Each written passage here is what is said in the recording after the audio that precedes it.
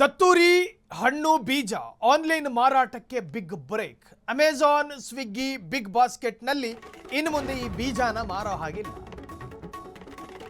ದತ್ತೂರಿ ಹಣ್ಣು ಬೀಜ ಆನ್ಲೈನ್ನಲ್ಲಿ ಸಿಗೋದಿಲ್ಲ. ಅಮೆಜಾನು, ಸ್ವಿಗ್ಗಿ, ಬಿಗ್ ಬಾಸ್ಕೆಟ್ನಲ್ಲಿ ಬೀಜ ಸಿಗಲ್ಲ. ಇ ಕಾಮರ್ಸ್ನಲ್ಲಿ ದತ್ತೂರಿ ಬೀಜ ಮಾರಾಟದಿಂದ ಕುತ್ತು.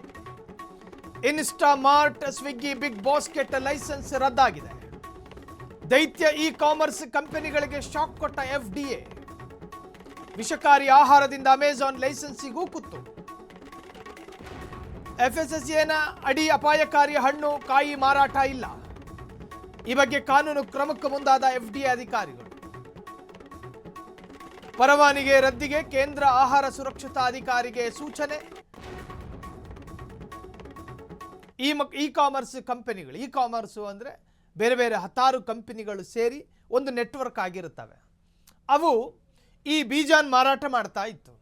ಅಮೆಜಾನ್ನಲ್ಲಿ ನನಗೆ ಈ ಬೀಜ ಬೇಕು, ಕ್ವಾಂಟಿಟಿ ಕೇಳುತ್ತೆ, ಅಷ್ಟು ಕೊಟ್ಟರೆ ನಿಮಗೆ ಆ ಬೀಜ ಬಂದು ಸೇರ್ತಾ ಇತ್ತು. ಇನ್ನು ಮುಂದೆ ಸೇರೋ ಹಾಗಿಲ್ಲ.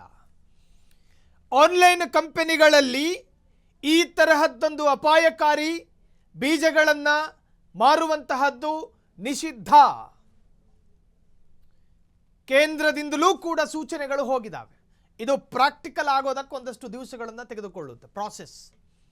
ದತ್ತೂರಿ ಹಣ್ಣು ಮತ್ತು ಬೀಜ ಆನ್ಲೈನ್ ಮಾರಾಟಕ್ಕೆ big break. Amazon, Swiggy, big ಬಾಸ್ಕೆಟ್ನಲ್ಲಿ ಮಾರುವಂತಿಲ್ಲ. ಇ ಕಾಮರ್ಸ್ನಲ್ಲಿ ದತ್ತೂರಿ ಬೀಜ ಮಾರಾಟದಿಂದ ಕುತ್ತು. ಇನ್ಸ್ಟಾಮಾರ್ಟ್, ಸ್ವಿಗ್ಗಿ, ಬಿಗ್ ಬಾಸ್ಕೆಟ್ ಲೈಸೆನ್ಸ್ಗಳು ರದ್ದಾಗಿದೆ, ಅರ್ಥಾತ್ ಪ್ರಾಸೆಸ್ನಲ್ಲಿದೆ. ದೈತ್ಯ ಇ ಕಾಮರ್ಸ್ ಕಂಪನಿಗಳಿಗೆ ಶಾಕ್ ಕೊಟ್ಟ FDA. ಇನ್ನು ವಿಷಕಾರಿ ಆಹಾರದಿಂದ ಅಮೆಜಾನ್ ಲೈಸೆನ್ಸಿಗೂ ಕೂಡ ಕುತ್ತು. FSSAIನ ಅಡಿ ಅಪಾಯಕಾರಿ ಹಣ್ಣು ಮತ್ತು ಕಾಯಿ ಮಾರಾಟ ಇಲ್ಲ.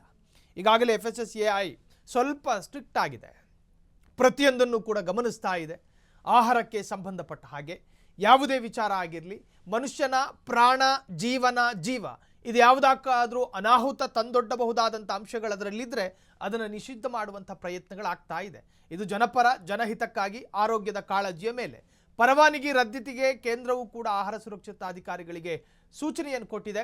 ಮಾನವ ಬಳಕೆಗೆ ಮಾರಕವಾದ ವಿಷಕಾರಿ ದತ್ತೂರ ಹಣ್ಣುಗಳು ಮತ್ತು ಬೀಜಗಳನ್ನು ಆನ್ಲೈನ್ನಲ್ಲಿ ಮಾರಾಟ ಮಾಡೋದು ನಿಷಿದ್ಧ ಮತ್ತು ಅದಕ್ಕೆ ನಿರ್ಬಂಧವನ್ನು ವಿಧಿಸಲಾಗಿದೆ.